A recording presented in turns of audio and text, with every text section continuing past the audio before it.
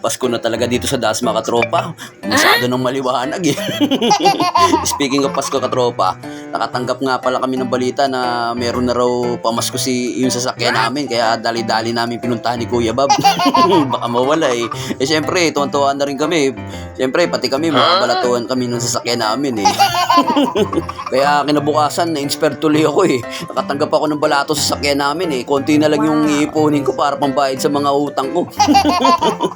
Kaso kinabukasan parang sumama naman yata yung loob ng sasakyan namin eh. Naglabasan na naman yung mga sira niya. Nagtampo agad. Kaya ito na naman, parang wala rin yung nakuha naming balato sa kanya. Igagastos din naman namin ulit sa kanya. Nakisabay pa tong isang tropa niyang jeep na minamaneho ng tatay ko. Mukhang nag-usap yata tong dalawang jeep na to. Nakakuha sila ng pamasko, dapat sa kanila gastusin, hindi para sa amin. Kaya yan, naglabasan tuloy yung mga sira nila eh. Dito nga pala namin dinala sa farm ni Kuya Tony. Dito sa farm ni Kuya Tony, hindi siya nag-aalaga ng mga hayop. Inaalagaan niya rito yung mga driver na manginginom. Dito kasi nabili sa tindahan niya eh. At kagaya ni Kuya Bob, eksperto din niya si Kuya Tony sa mga sira ng mga sasakyan. Ay, oo. Nag-stack up na naman.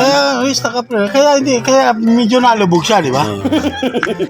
Dito sa loob ng farm ni Kuya Tony, nagmamayari siya ng malaking tindahan dito. Kung sa labas eh may 7-Eleven, dito sa tindahan niya, tawag sa tindahan niya, 7 to 7.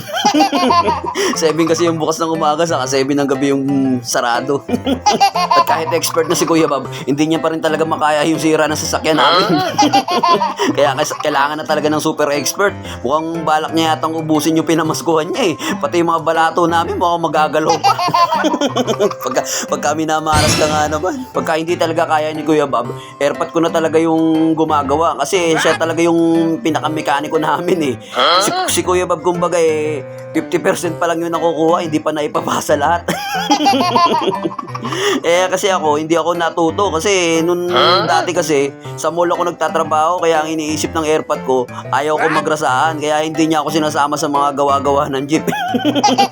Kaya nung natuto na ako magmaneho, inaral ko agad yung mga basic, gaya ng pagkuha ng mga number nila, para pag nasiraan ako, tatawagan ko agad sila.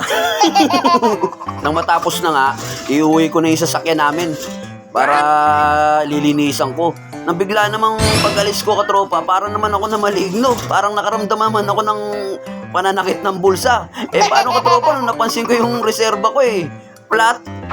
Na-other gastos na naman, katropa. Talagang ayaw talaga tumigil. Uubusin talaga yung pamasko niya. Wala talagang easy money, katropa.